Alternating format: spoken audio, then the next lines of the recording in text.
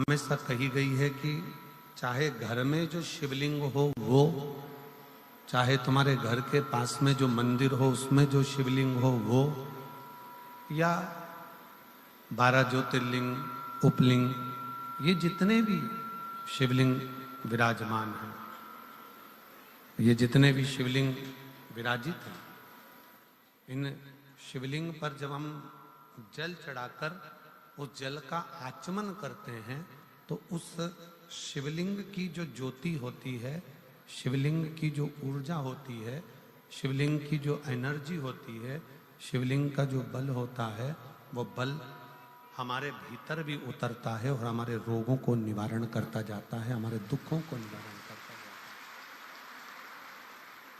हमारे कष्टों का निवारण करता जाता है। हमारे दुख, हमारी तकलीफें, हमारा कष्ट अपने आप समाप्त होते चले जाता है। 3 स्थान शिवलिंग पर वर्णित है कि ये 3 स्थान का जब स्पर्श करते हैं तो आप कितने भी रोग से ग्रसित क्यों ना हो, आप कितने भी रोग से घिरे क्यों ना हो, 3 स्थान का स्पर्श करने से आपको एक अलग से ऊर्जा प्राप्त होती है और आपके शरीर में कितना भी कंपन हो रहा हो, कितनी भी कमजोरी हो रही हो, कितना भी दर्द हो रहा हो, कितना भी कष्ट हो रहा हो, 3 स्थान शिवालय में शिवलिंग के जगह पर बताए गए हैं। उन स्थानों का स्पर्श करने से शरीर में एक ऊर्जा आती है, शरीर में एक बल उत्पन्न होता है, एक ऊर्जा आती है, शरीर के अंतर्गत एक ऊर्जा का संचार होता रहता है। अब उस शिवलिंग को अपन समझे, सभी लोग जरा स्मरण करेंगे। शिवलिंग के अंतर्गत 3 स्थान ऐसे बताए गए हैं जो हमारे को एक बल देते हैं, हमारे भीतर की ऊर्जा उत्पन्न करते हैं। हमारे अंदर कितनी भी कमजोरी होगी, अगर आपने वो 3 स्थान पर हाथ का स्पर्श कर कर पंचाक्षर मंत्र नमः शिवाय या षडाक्षर मंत्र ओम नमः शिवाय या श्री शिवाय नमस्तुभ्यम का स्मरण किया है तो वो स्थान का स्पर्श करते ही आपके अंदर एक ऊर्जा, एक एनर्जी, एक बल आपके अंतर्गत आता चले जाएगा, एक ऊर्जा आपके अंतर्गत आती चली जाएगी।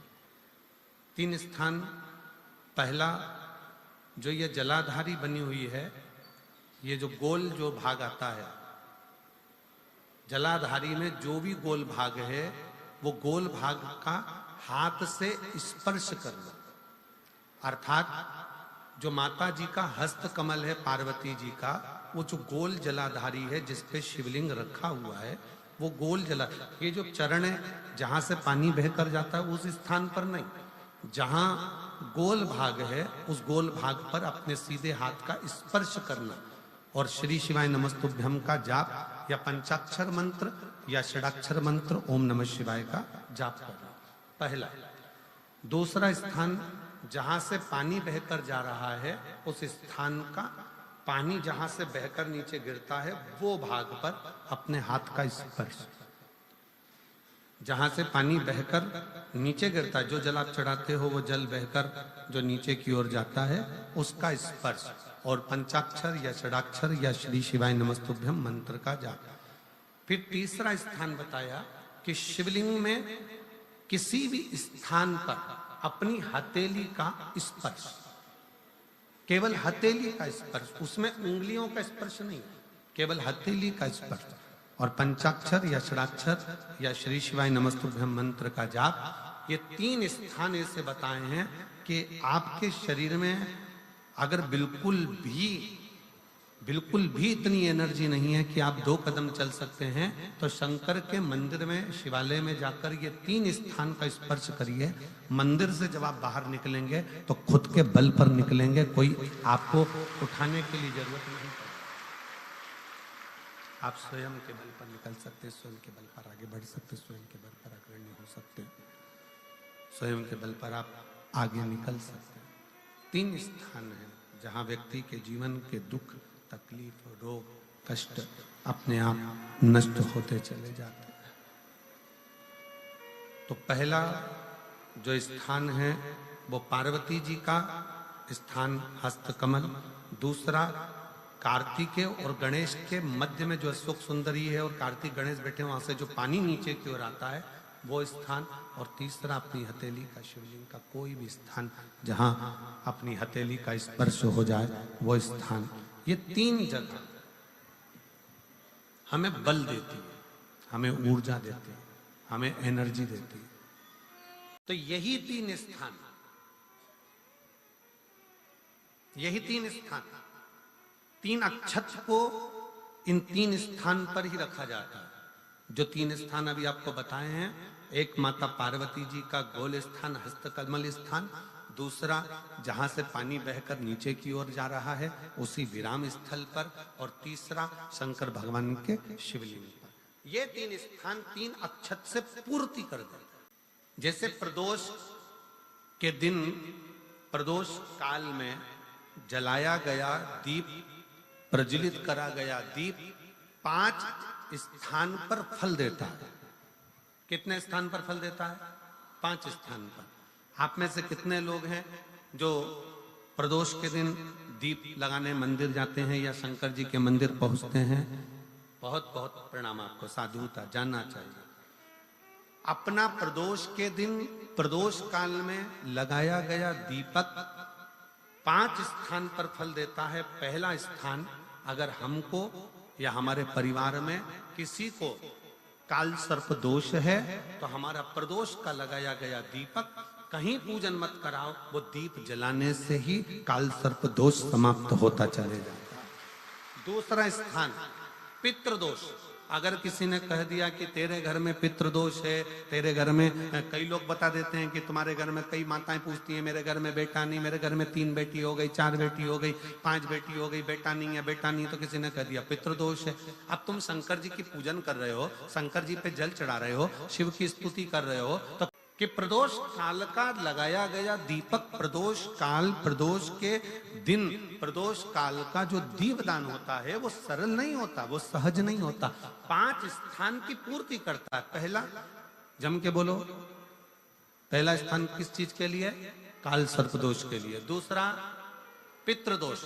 कैसा भी तुम्हें कोई पितृदोष बता दे, कितना भी तुमसे कोई कह दे कि तेरे घर में पितृ का दोष है, तेरे घर में ये दोष है, अगर आप प्रदोष के दिन, प्रदोष काल में, अर्थात सूर्य अस्त के समय के 2:45 तक का जो समय होता है, 2 घंटे के समय का, उसके अंतर्गत अगर आप प्रदोष काल के समय में भगवान शंकर को दीप लगाने के लिए अगर पहुंचे हो तो वो आपको फल देगा ही, पितृदोष का निवारण होगा ही। चाहे तुम कुछ करो चाहे मत करो, वो पितृ की शांति करा दे। दूसरे नंबर पर है पितृदोष। तीसरे नंबर पर है वास्तु दोष। हमारे घर का, अब एक बहुत सावधानी से श्रवण करने वाला विषय है, यदि वंश की वृद्धि नहीं है, 30 वर्ष शादी के हो गए, 40 वर्ष शादी के हो गए और औलाद है ही नहीं, डॉक्टर ने भी हाथ ऊंचे कर दिए, टेस्ट पे भी करवाया, आईवीएफ करवाया, सब कुछ तुमने करवा लिया, तो भी औलाद नहीं है, तब आखिरी में एक काम चालू करो, प्रदोष का दिन दोनों पति पत्नी व्रत चालू कर दो प्रदोष का, और प्रदोष काल में शाम के समय जाकर एक ही दिए में 2 लंबी बाती जानते हो ना, रुई की लंबी कपास की बाती 2, और दोनों बाती एक ही दिए में रखकर पति पत्नी दोनों उसको प्रज्वलित करना प्रारंभ करें, बाबा संतान देकर ही रहेगा, औलाद आएगी ही। दीप की जो बाती में अंतर आ जाता है, एक गोल बाती में और लंबी बाती में अंतर आता है, बहुत अंतर आता है। पितरों के लिए गोल बाती का प्रयोग बहुत कम होता है महाराज, देवी जी के लिए, माता रानी के लिए, जगत जननी के लिए गोल बाती का प्रयोग बहुत कम होता है महाराज। ध्यान रखिएगा। एक पितृ के लिए, एक जगत जननी जगदम्बा दुर्गा भवानी के लिए गोल बाती का प्रयोग कम होता है, लंबी बाती का प्रयोग ज्यादा होता है। क्यों? क्योंकि हमारे घर की कुल देवी और हमारे घर के पितर हमारे वंश की वृद्धि करें, इसलिए लंबी बाती रखी जाती है, जिससे हमारा वंश बहुत लंबा चले, बहुत उन्नति की ओर बढ़े, इसलिए लंबी बाती का प्रयोग किया। शिव महापुराण की कथा कहती है 5 जगह पर हमारा जलाया गया एक दीप जो प्रदोष के दिन प्रदोष काल में लगाया जाता है, 5 जगह पर भारी पड़ता है। पहले नंबर पर जम के बोलते जाओ, काल सर्प दोष। दूसरे नंबर पर पितृदोष। तीसरे नंबर पर घर का वास्तु दोष। हमारे घर में कितना भी वास्तु दोष है, कोई ने कह दिया यहाँ बाथरूम नहीं बनना थी, यहाँ पर शौचालय नहीं बनना था, यहाँ सीढ़ी नहीं बनना थी, वो सीढ़ी वहां बनना थी, ये सीढ़ी वहां बनना थी। तुम पूरा घर तोड़वा के देख लो, उसके बाद में जैसा वास्तु वाले हैं वैसा करा कर देख लो, उसके बाद भी तुमको शांति नहीं मिले तो समझ लेना कि तुम्हारे घर में अब वास्तु दोष तो तुमने दिखाकर समाप्त कर लिया, फिर भी वो समाप्त नहीं हो रहा, तो प्रदोष काल का लगाया गया प्रदोष के समय का दिया आखिरी में वास्तु दोष को भी समाप्त कर देता है और उसमें भी फल प्रदान करता है। काल सर्प दोष, पितृदोष, वास्तु दोष। चौथे नंबर पर 1 रुपया कमाया, 1.25 रुपये खर्च हुआ, पैसा आया गया। ये चौथे नंबर का व्यापार में थोड़े दिन दुकान अच्छी चली, थोड़े दिन बैठ गए, थोड़े दिन काम चला, थोड़े दिन बैठ गए, गाड़ी चली थोड़े दिन फिर बैठ गए, अर्थात हमारी फैक्ट्री थोड़े दिन चली फिर बैठ गए, कहीं ना कहीं तकलीफ, थोड़े दिन खाते थोड़े दिन रोते वाला चल रहा है। तो प्रदोष काल का, प्रदोष के समय का दिया इस दुख को समाप्त कर कर रेगुलर एक जैसी सांझी, एक जैसी लक्ष्मी की वृद्धि करते चले गए, प्रदोष काल का। और 5वें नंबर का प्रदोष काल का दिया, प्रदोष समय का दिया 5वें नंबर पर रोग का निवारण करता, रोग निवारण।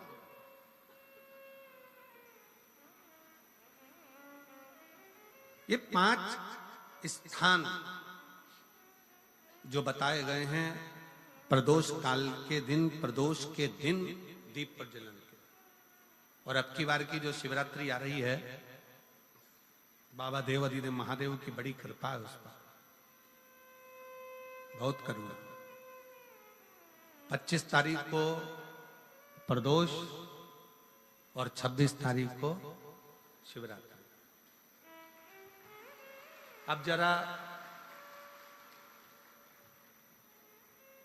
प्रदोष के पर्यांत की, प्रदोष के बाद की बिल्कुल लगी हुई पीठ से जो शिवरात्रि होती है, वो शिवरात्रि अगर उस शिवरात्रि का व्रत, साधना, तप, भजन, संसार का मनुष्य कर लेता है तो जिंदगी में उसने कोई व्रत किए ना किए हो, अगर एक व्रत शिवरात्रि का, प्रदोष की पीठ से लगी हुई शिवरात्रि का अगर कर लेता है तो उसको पूरे जीवन के व्रत का पुण्य फल प्राप्त हो। एक व्रत शिवरात्रि का प्रदोष पर्यंत की, अर्थात प्रदोष की पीठ से जुड़ी हुई। अब अगर आप कोई ब्राह्मण से, अगर कोई विद्वज्जन से, कोई पंडित जी से आप पूछेंगे प्रदोष कितनी बजे लग रहा है, वो बताएंगे। फिर प्रदोष लगने के बाद प्रदोष कब समाप्त हो रहा है, तो जिस दिन 26 तारीख हो रही है उसमें लगाया, दोनों की पीठ मिल रही। करो व्रत। आपने कितनी भी एकादशी के व्रत करे हो, कितनी भी द्वादशी के व्रत करे हो, कितनी भी चतुर्थी व्रत करे हो, कितनी भी तीज व्रत करे हो, कितनी भी अष्टमी का व्रत करा हो, कितनी भी नवरात्रे के व्रत करा हो, कितनी भी तीज का व्रत करा हो, चाहे दुनिया के कितने भी व्रत आपने करे हो, अगर आपने एक महाशिवरात्रि का व्रत नहीं करा तो कोई व्रत का पुण्य फल आपके खाते के अंतर्गत आ नहीं पाता। शिवरात्रि के व्रत की इतनी मूलता है। पर एक निवेदन है, अगर कोई बुजुर्ग है, कोई बीमार है, कोई बूढ़ा व्यक्ति है, बहुत बीमार है, तो उसको निवेदन है आप व्रत ये नहीं कि 24 घंटे का करो, आप व्रत 2 घंटे का कर लो, 1.5 घंटे का कर लो, 1 घंटे का कर लो, 15 मिनट का करो। पर निवेदन है कि जो बीमार व्यक्ति है वो आधे घंटे, 1 घंटा, 2 घंटा, 6 घंटा, 15 मिनट पर शंकर की शिवरात्रि का व्रत ये विचार कर करना। बहू बेटा नाते रिश्ते सबको कह देना। कोई बीमार व्यक्ति है ना, वो भी कह दे कि देख बेटा मेरा व्रत है, तो घर के लोग कहेंगे पापा आपकी तबीयत खराब, मम्मी आपकी तबीयत खराब, दादी आपकी तबीयत खराब, आप व्रत कैसे कर रही हो, बच्चा कैसे व्रत कर रहा है? तो कह देना मेरा 2 घंटे का व्रत है, 2 घंटे मैं बाबा का नाम लेकर जल चढ़ाकर जल का आचमन कर कर मेरे बाबा की भक्ति कर लूं 2 घंटे की, मेरा व्रत पूर्ण हो जाएगा। मैं व्रत कर रहा हूं, आधी में पुनी। तुलसी बाबा कहते हैं थोड़े में बहुत होता है।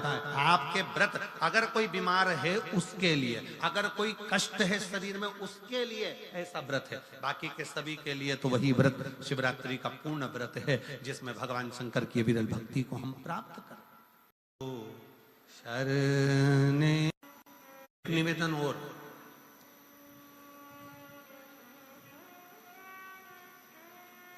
आप यदि कोई कार्य के लिए निकल रहे हो, कोई कार्य करने के लिए जा रहे हो और आपका मन उस कार्य में डामाडोल हो रहा है, ये होगा कि नहीं होगा, सफलता मिलेगी कि नहीं मिलेगी, मैं कोर्ट में जा रहा हूं या पैसी पर जा रहा हूं या कोई जमीन का लफड़ा है या कोई प्रॉब्लम है, इसमें सफलता मिलेगी कि नहीं मिलेगी। अगर कोई फार्म भर रहे हो, कोई एग्जाम दे रहे हो, कोई कंपटीशन एग्जाम में बैठे हो, या मेरे बेटे बेटी 10th और 12th का यदि एग्जाम दे रहे हैं, तो अपना 2 मन मत करो, तुम एक मन बनाओ कि मैं इस एग्जाम में बैठ रही हूं और मेरा विश्वास कहता है कि मैं शंकर पर पूरा भरोसा करती हूं और मैंने रात दिन पढ़ाई करी है तो मैं पास होकर मानूंगी, तो वो पास होकर ही मानूंगी। जहां मन विचलित हो जाता है, जहां मन दो हो जाते हैं, फिर वहां थोड़ा सा भ्रम उत्पन्न हो जाता है, फिर थोड़ा सा भ्रम उत्पन्न हो सकता है। पर जब आपने एक विचार कर लिया कि मुझे सफलता मिलेगी, तो ये निश्चित है कि दुनिया में कोई ऐसा पैदा नहीं हुआ कि आपकी सफलता को रोक दे, आप आगे बढ़कर ही रहो। और एक निवेदन और है, मान लो किसी कारणवश सफलता नहीं मिली और आप सफल नहीं हुए, तो चिंता मत करना, चिंता करने की जरूरत नहीं है। एक बार अगर एग्जाम दिया, एक बार अगर अपन फील्ड में उतरे और एक बार में सफलता नहीं मिली तो चिंता मत करो, ये मत सोचो कि पीछे हट गए। शिव महापुराण की कथा में वन के अंदर भगवान शंकर अर्जुन को ज्ञान उपदेश दिए थे।